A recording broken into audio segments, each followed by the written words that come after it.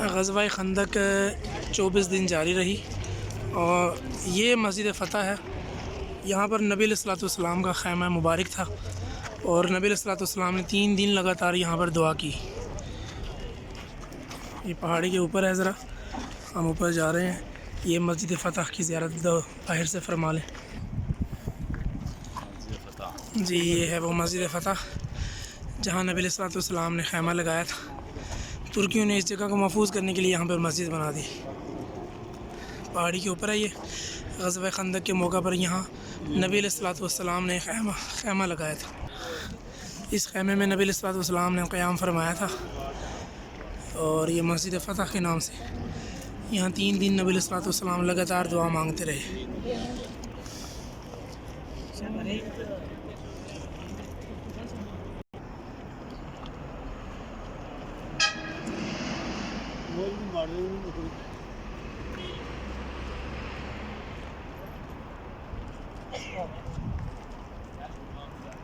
On the guest